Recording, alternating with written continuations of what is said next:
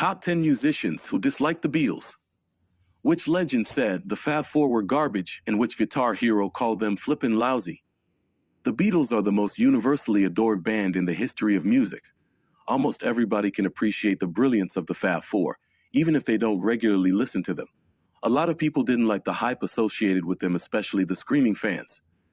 Here are the top 10 musicians who looked down on the Beatles, especially during their few years of superstardom. Lou Reed.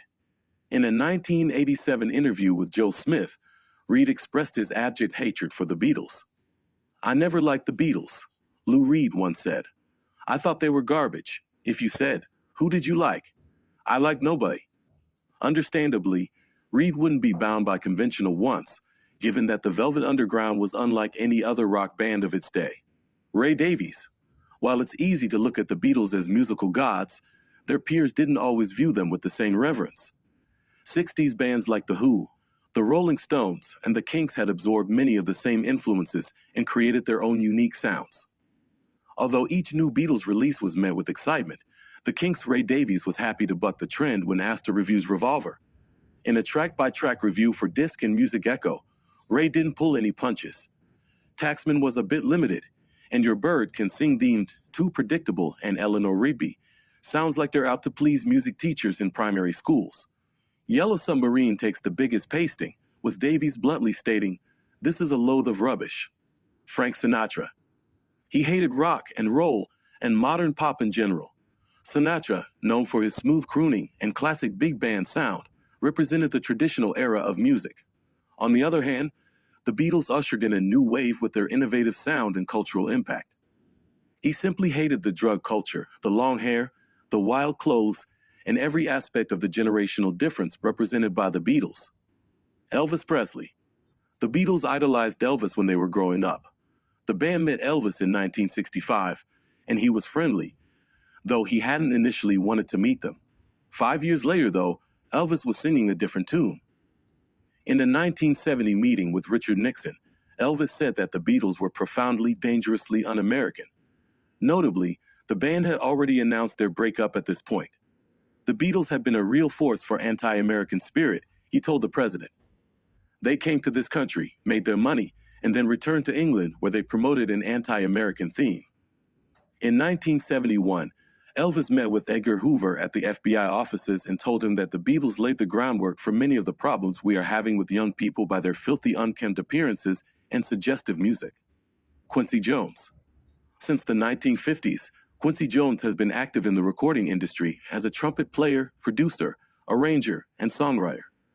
By the time the Beatles became popular in the United States in the mid-1960s, he was already well established in the industry. In addition, Jones was not one of the millions of new followers who were swept up in Beatlemania. Paul was the worst bass player I ever heard, and Ringo star. Don't even talk about it, Jones told Vulture. In 2018, Quincy Jones made headlines worldwide when he inexplicably decided to brutally slate the Beatles. Jones was speaking with New York Magazine when he recalled his first impressions of meeting the iconic Liverpool band. "They were the worst musicians in the world," he said. Pete Townsend. The Who, like the Beatles, sprang from the British rock scene of the mid-1960s, but they were more like the angry youth of the time, loud, heavy, and violent. While appearing on the youth-focused BBC discussion show A Whole Scene Going in 1966, Townsend expressed disappointment in the sound quality of contemporary pop. In particular, he criticized the Beatles' use of recording equipment, which he claimed was subpar. Ginger Baker. Ginger Baker hated everyone, so it's not surprising that the Beatles belong on the list. In an interview with Forbes from 2015, Baker stated his distaste for heavy metal bands and a specific Beatle who can't read or write musical notation. Even Paul McCartney needs someone to write it down for him, and he thinks that's good, Baker explained. There was an article where he said that if he learned to read music, Michael Stipe doesn't have a reputation for being particularly outspoken or hateful. However, he's never understood the Beatles, despite them being responsible for his earliest musical memory. After revealing his connection to I Want to Hold Your Hand to Pitchfork, Stipe conceded, "I'm not really a Beatles fan, though. I acknowledge their genius, but I'm just not the generation that grew up with them. It's not something I'm personally drawn to, and that's gotten me into a lot of trouble in the past." Todd Rundgren. Todd Rundgren is a hugely talented songwriter and multi-instrumentalist, capable of hugely varied work in a variety of styles. Rundgren criticized Lennon rather harshly in an interview with Melody Maker magazine. John Lennon ain't no revolutionary. He's an idiot, man. Shouting about revolution and acting different, it just makes people feel uncomfortable. All he really wants to do is get attention for himself, and if revolution gets him that attention, he'll get attention through revolution. Hitting a waitress in the Troubadour. What kind of revolution is that? He's an important figure, sure, but so was Richard Nixon.